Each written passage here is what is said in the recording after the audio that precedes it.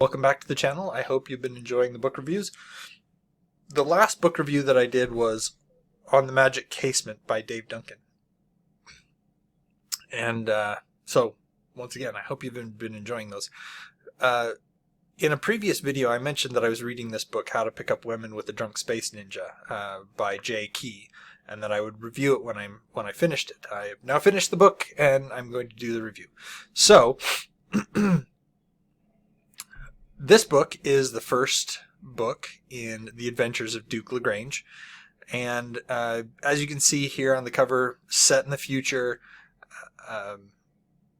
sci-fi totally all the way. Even the ninja doesn't seem to have mystical magic skills, just very sharp reflexes and is completely human. So it could be that later in the series, more mysticism is brought in, because that can always happen with futuristic sci-fi. Anyway, that being said, I did enjoy reading the book.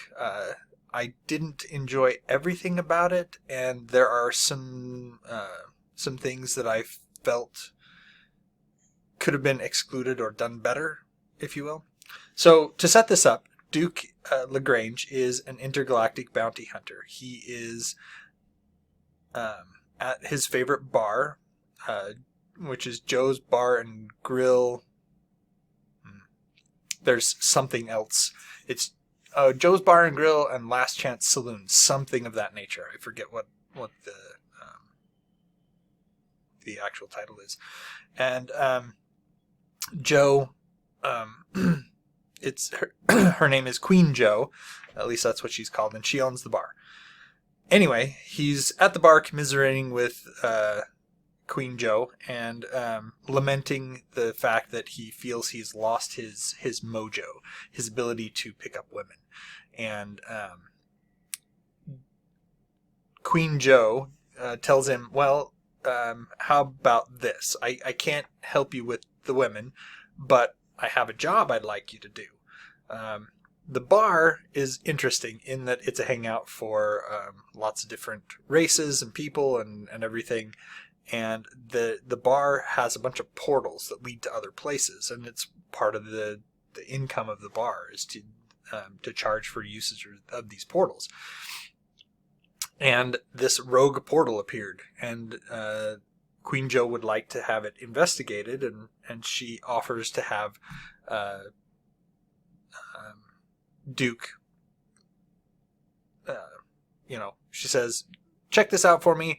If you do, I'll let you use the portals for free for a year. And Duke thinks about it, and he says, let me come back to that, because he saw these girls that he wanted to try to pick up. So he goes over and he starts talking to them, doing his usual flirting thing, and it seems to be working for him. So he's thinking, oh man, I got my mojo back. And then he tries to find his sidekick. Now, his sidekick is Ishiro Shei. And I started calling him Ishiro because Ishiro Shei was a bit of a tongue twister. Not really a tongue twister, more tiresome to say all the time. So I started calling him Ishiro. Ishiro is a half Irish, half Japanese ninja. He's from New Tokyo on Earth, which is located in Ireland. This is one of the things that to me was odd about it. I'm not saying that you can't have a city in Ireland called New Tokyo, whatever you want, but that it just doesn't make sense. It feels odd. It would make more sense if he was, his dad came to Japan, met up with his mother, or vice versa. That he became a ninja, so he was trained to be a ninja, which is you get where I'm coming from, I hope. So anyway, he looks for him. He finds out he's passed out drunk, and the robots that are there doing the entertainment are about to kill him. And so Duke, in an effort to save his sidekick, pulls out his trusty sonic shotgun, and blows a hole in the ceiling. And then the robots end up trying to assault him, and there's a whole thing. He gets chased out of the bar with his companion. And the thing is that the job offer never goes anywhere, which is really weird. It's a total setup. It's like, hey, this strange portal appeared out of nowhere. Investigate it, and I will give you, and it goes nowhere. It made no sense to even put it in there. Anyway, he gets out of there with his sidekick in tow, and they blast off in their spaceship, and the fans of the robot band that they just had an altercation with end up coming after them and damaging their spaceship, which then flies into this portal that was hanging around at the bar with the other portals. The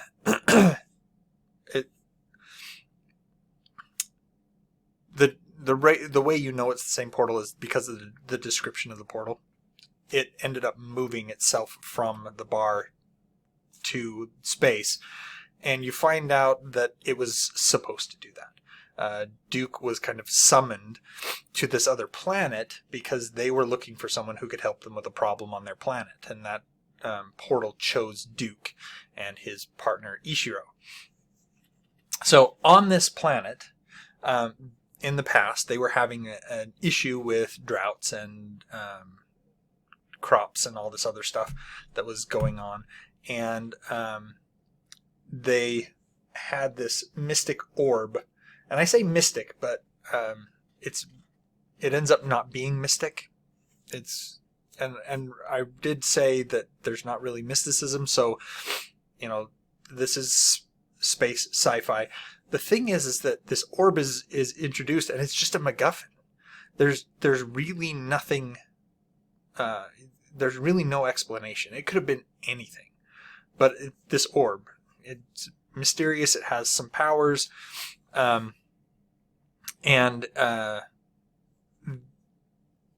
the droughts and things were rectified by another being that was summoned by this orb to the planet.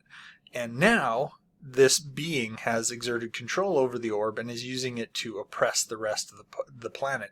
And so Duke and Ishiro were summoned to rectify this situation, because the natives of the planet, they didn't have the technological expertise or any kind of ability beyond what was capable on their planet, which meant that they didn't have anything that was capable of combating the orb. So Duke and Ishiro were brought to the planet because they did have that. Now, there are a lot of things going on with this planet. One thing that just kind of doesn't really make sense from kind of an evolutionary perspective is the fact that there are two sentient species on the planet that developed in complete isolation of each other. And so you have the people in the northern continent that are not the same as the people in the southern continent. And the people in the northern continent are now oppressing the people in the south because they are following this dictator who now has power over this orb. Now, Duke and Ishiro end up on this planet, and their job is now to help out the natives as they see it. Normally, they wouldn't do anything about it. They weren't interested. They're really not getting paid. There's nothing in it for them. They're bounty hunters. But through a series of circumstances, it comes down to they have to help them out in order for them to get off planet. So there are a lot of things that are very contrived. I'm not saying I mean, everything is contrived in a book, but there's a lot of it that's very obviously contrived. And because of that, there's no real to me, it seems like, hey, we, their ship was damaged. They had to crash land on the planet. The only way they can fix that is using this orb to fix their ship. That makes sense to me, because if you can use this orb to somehow fix the ship, then that basically leads these people into, and it's still contrived, but it's a little bit more natural than what ends up happening. Anyway, that being the case, like I said, I did enjoy the book. I don't know if I enjoyed it enough to pursue the series. There were a couple of things. Duke is borderline unlikable, and that's really a problem with your protagonist. Duke thinks he is the main man. He thinks he's a Han Solo character, but he's not as likable as Han Solo. And his partner, Ishiro, in some ways he's very much like Chewbacca. I mean, he's not big and furry, but Chewbacca, one of the problems with Chewbacca is that he doesn't speak intelligibly to us as listeners. So we have to have this, we don't get the back and forth banter. We don't get his reaction to things. We just get a growl, and the other people have to interpret that for us. So we don't get that direct utterance from him. And while Ishiro is an Irish Japanese, so he's human, he took a vow of silence, which makes it hard to kind of figure out his thing, figure out him as a character.